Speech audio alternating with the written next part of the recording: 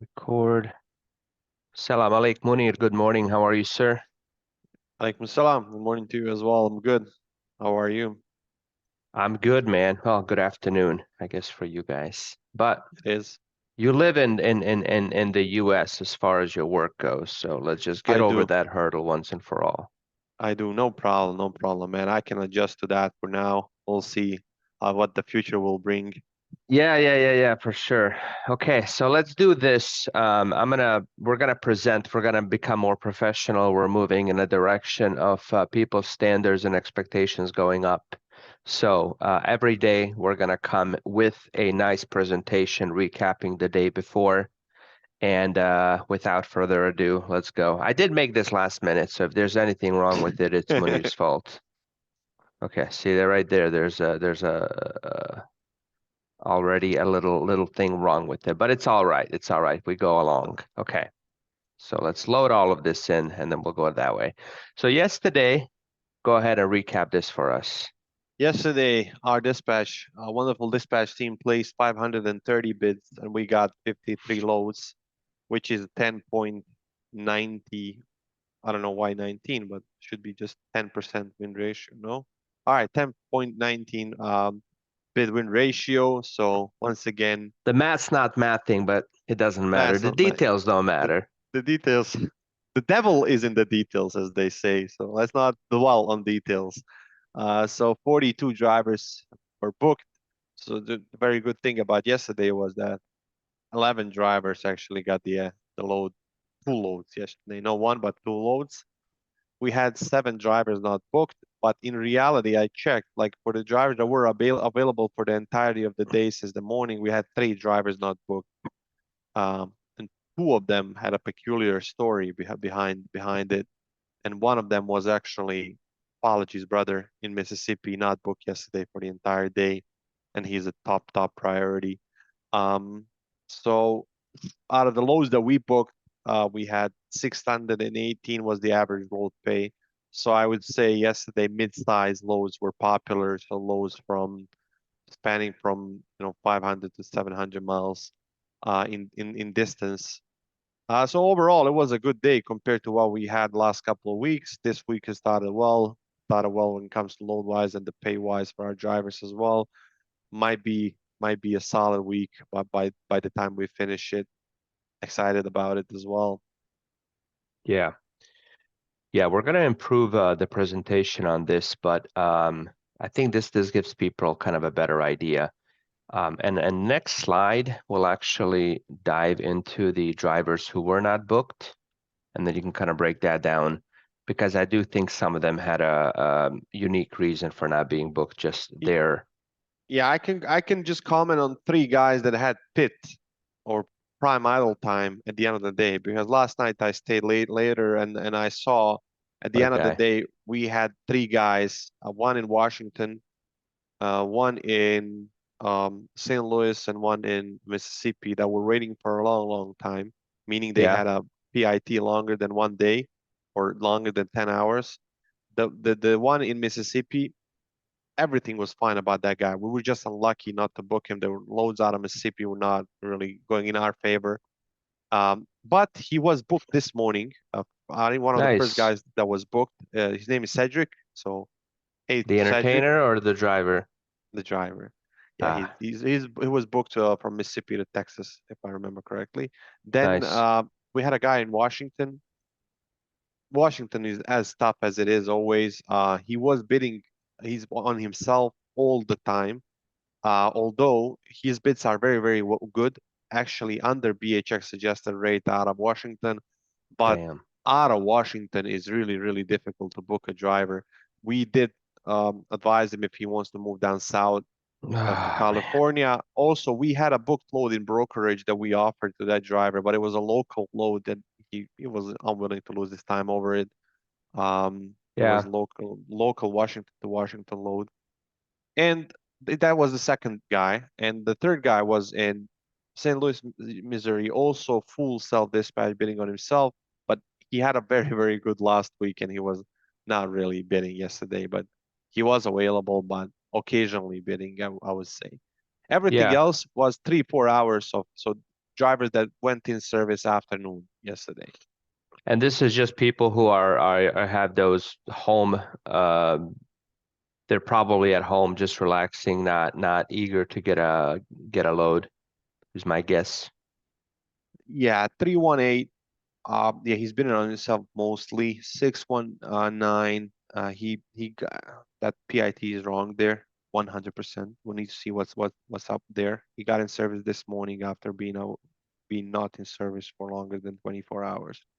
Okay, we'll look into Five it. five But six one he's booked. 162, that's the guy in Washington. okay, yeah, we'll figure that part out then. Okay, so I wanted to break down yesterday's performance here.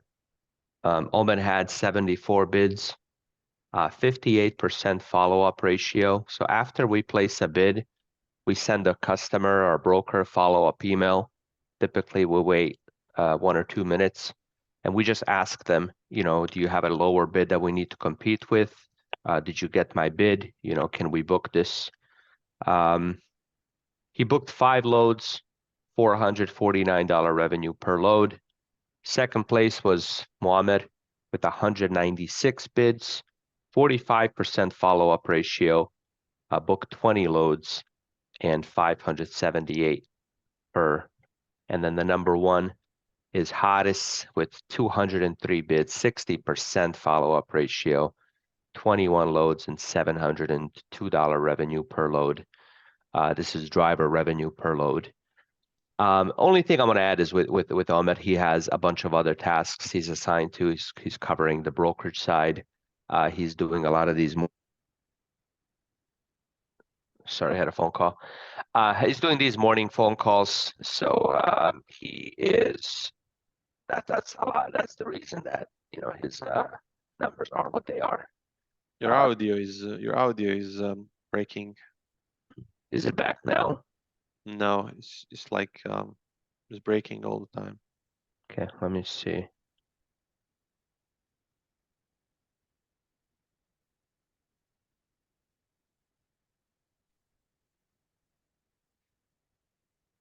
Still breaking.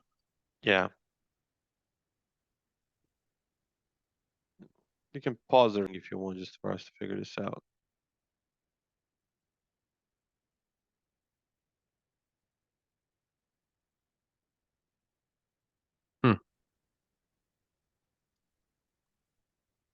Still breaking. Better, but there's like a little bit of cutting out in between the letters. Okay, Hey, it's good now. Okay, just say something. perfect. It's perfect now. All right. Yeah, I had a phone call and it switches my Bluetooth headset to my phone. I don't know what happened, man. My phone number got out somehow into these telemarketer databases, and I'm literally getting like 20 phone calls a day. And it's not even anyone selling me anything. It's just an automated thing. It's either like a recording or it just disconnects when I pick up. Um, and every time it's a different phone number, so I can't even block it. If anyone has a solution to that, let me know. But overall, yeah, I mean, good performance. We'll be highlighting this every day, just to kind of showcase what the team is doing. I feel a little bad for our operations team because they are kind of the heart of it all. Without them, the loads they don't get delivered because they are the ones that get the pickup numbers. They're the ones that help drivers with various delays.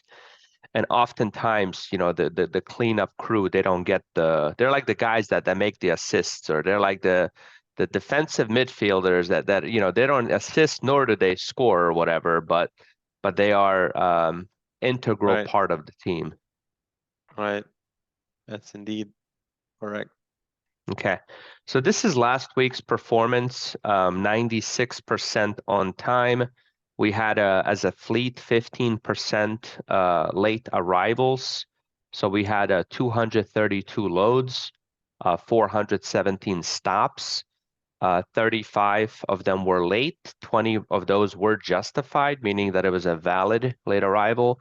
Something like the driver just wasn't given enough time. There was heavy traffic, bad weather, or something like that. The other 15 were things that were unjustified, and that's really anything that, simply put, the driver could have done something different to be on time, right? 96% is high. However, the industry expects as close to 100% as possible. And we are, of course, talking about justified and unjustified late arrivals, right? So as long as you provide good communication, and as long as it's not something that you could have done differently, like leaving earlier or not oversleeping or whatever, our official target is 98%. So great job, guys, on being on time to 402 of those stops. I know 15 out of 417 stops, doesn't seem like a lot, and in reality, it's not. But we have to compare ourselves and we have to kind of benchmark ourselves against what the industry expects. Um, so yeah, I mean, as far as that goes, and anything from your side on this before we move on? Not really. Yesterday was a day of a lot of operational issues as well. One of them was just wanted to mention it. So please, people, wonderful drivers of BHX, make sure always to follow instructions that are given to you. We had a situation yesterday where driver had two pieces and two sets of paperwork to pick up. He picked up one, and even though he was provided with the paperwork, explained everything, and then he already went uh, quite a bit on the mileage we had to recover. Wow. Yeah, we had to recover with a different unit. We did later spoke with driver and he understands what happened and he'll make sure that does not happen again. But instructions are very important because we end up recovering it, we end up losing money on it, we end up in a bit of a problems. So whatever it is, even if it is, pictures of the freight and BOL and whatever, it's really mandatory. If it's asked, because we wouldn't be bothering you if that was not asked by the customer in Yeah. in advance. Yeah, make sure to follow instructions. I mean, as simple as that, it sounds like a simple common sense thing. We've said this before, but every policy we have is there for a reason. We don't roll anything out just to mess with you and just to make your life harder. It's because something happened in the past, that made us learn from a mistake. So, okay, let's move on. So this is the third best load we booked yesterday. This was Texas going to South Carolina. There was 85 empty miles, so the total mileage was 1541. It was 75 cents a mile, so the pay was 1155. By best load, this is the third highest paying load. Obviously, a 75 cents a mile load is, it's hard to say it's a really good load.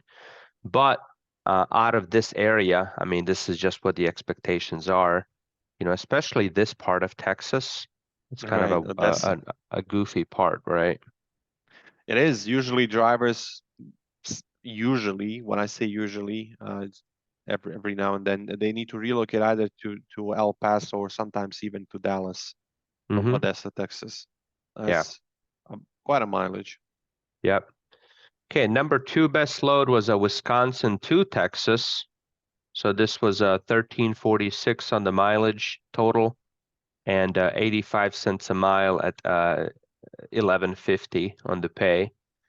Texas has been a really goofy area for us because we have not been able to get, let's call it a fair rate to go down there. A fair rate would be at least $1.10 a mile, $1.20, considering you're going to come out for 70 cents. However, when we bid even 90, we get like one out of 100 bids. So, it's one of those things. It's like the drivers who want to go to Texas just have to understand that to go there and to come out, your average is probably going to be about 80 cents, maybe even less per mile, both ways, right? Um, from A1, region 1, which is that best area for loads, which is Wisconsin is a part of it, going to Texas, 85 cents a mile is what we have built in. And then to come out of Texas, we have 70 cents built in. The last load paid 75 because sometimes we're able to squeeze a little bit more out of a customer. But yeah, that's it. And then the best load, the highest paying load was a North Dakota to Saskatchewan. Typically out of North Dakota, the rates are 70 cents. However, on this one, because it's going to Canada and it's going to a bad part of Canada, it's $1.55. So $1,300. Now, the load itself, empty plus loaded, is 838 miles, as you can see down here. And we actually calculate the mileage back to Fargo, North Dakota, right? So that's that's part of our consideration when we're bidding on these loads, because we know you're going to have to relocate back to Fargo. So even with that relocation, considering this is going to take about a day, it's still a good chunk of money made on one load. Okay, so what I want to talk about next is the home radius dispatch setting. We said that every day we're going to spend some time, kind of giving advice and talking about ways to optimize dispatch settings. I feel like a lot of our fleet doesn't really have a full good comprehension on that. So home radius is what I want to talk about first. So this is an example of a driver who lives in St. Louis, Missouri, and they put something like $300 home radius, 300-mile home radius. So as you can see, what it does is it kind of draws a circle around St. Louis, a 300-mile circle. And then our dispatch team is only booking loads within that 300 miles, right? So we can book you a load to St. Louis, up to Chicago, up to Kansas City, and this general area here. But the point is, we will not automatically book you on a load going to Cincinnati or going to Detroit or going to Dallas or something like that. What do you think in your experience, how have you seen drivers successfully use this setting? And then how have you seen them use it where, it's not really what it's intended for, or they end up, kind of shooting themselves in the foot? Well, if this becomes a regular thing, home buy, whatever the home buy is, I mean, maybe 1,000 miles around home would work. But usual home buys by our drivers are 2, 3, 400 miles around home in for specific reason when they actually need that. And that works only if they understand that they're no longer over the road driver, they're actually a local driver for the period of time that mileage restriction is on. Um, Usually this doesn't work for a longer period of time because there's not much money in it, and also more than often when they deliver, they relocate home empty. Let's say they're booked St. Louis to Iowa, we don't get anything back, and they go back empty. So they lose double what they would lose on a normal load. And then the the one occasion when it worked was we had a driver that was doing only local around Chicago, Illinois, like a year ago or something like that. He would bid super low, and usually he would book himself back to Chicago home What almost what what every is the night. what is the right time for drivers to use this setting? Right time for drivers to use this setting is when they have some kind of obligations and something that they need to be around home and they need to be back home. This needs to be accompanied with the home buy. So meaning that needs to be accompanied with an actual date where they have something going on around home. So we know it's only a how do I say, it's only something that's not that's um, momentarily, not something that will stick for weeks and weeks out. Okay. So my perspective on this, man, is a little bit different. I have a very optimistic and positive outlook on this setting in general. I think it's a powerful tool if used right, and I mean that's kind of what you're saying as well. But um, this is an excellent way for people when they do have obligations close to home. They can put 200 miles maximum home radius. They can turn on the state's green if they want, and we will only book them on loads within 200 miles of their home. They don't have to worry about us sending them, 2, 3, 400, or whatever amount miles further than that. Um, Also, when a driver is further from home, one thing they can do if they're trying to get back home is they can turn on the USA rate per mile. They can set, for example, 70 cents a mile, and they can put 200-mile radius around home. If they live in Ohio or Missouri or Kentucky or something, because there's going to be plenty of loads for us to pursue and go after. And that 70 cents a mile will make it so that if there is one that pops up too close to their home, we're more likely to book them. I mean, obviously, that all dispatch settings are restrictions as far as loads go. And if there's going to be 100 loads for us to bid on for a driver from some area, and the more of those dispatch settings he has turned on, the more of those 100 loads he's disqualifying himself from, right? Um, so none of the dispatch settings are things that should permanently stay on, or I mean, if your goal is to maximize your earnings. But, I mean, it really depends on your preferences, and it depends on what you're trying to achieve. Like if right now with Ramadan going on, a lot of our Muslim drivers want to stay closer to home and still want to make, a decent amount of money. If I was a driver right now, if I live in St. Louis, I would put something like 500 miles around home. I would probably turn on the states around me green, and I would just let dispatch me within that 500 miles. And I know that I'm never too far away from home. So yeah, I mean, if you've got someone sick, if you've got a kid at home who's sick, if your wife is pregnant, you're not trying to go far from home, this is a very powerful setting to use, and it just has to be used right. I think the right scenario is when you're trying to get back home and you're trying to stay closer to home, or if you just want to, turn on that thing and say, I want to be booked anything within 200 miles around St. Louis, I'll take it for 70, 80 cents a mile just to get back home.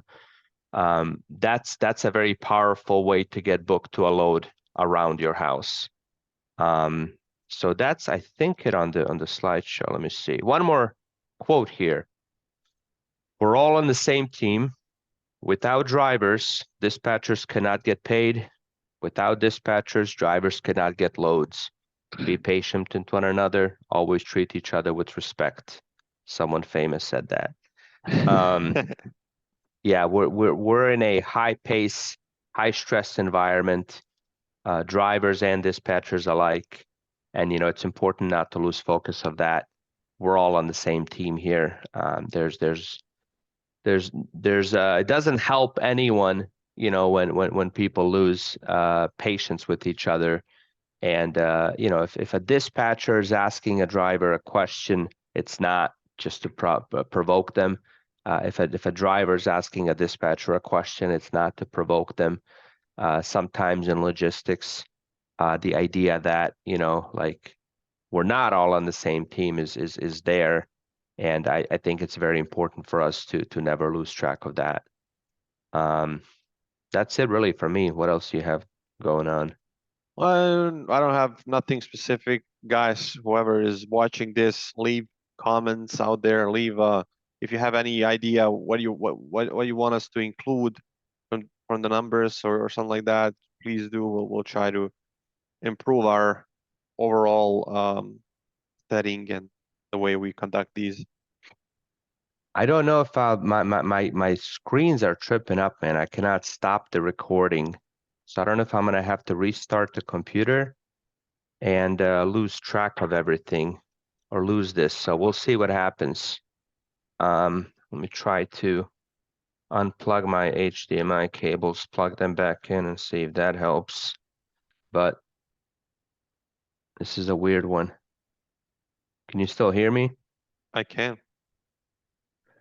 Yeah, when I move my mouse to the second screen, it just disappears. It doesn't show at all. Very strange. I'm gonna go ahead and restart and see what happens. Wish me luck. Good luck. Nishta. To the driver, stay safe. Let us know if you have any questions. Salam alaikum. Have a beautiful day. It's two. Yeah, but it's still recording. Is it still recording? It is.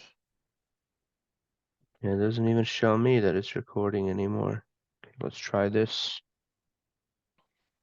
Okay. All right, cool.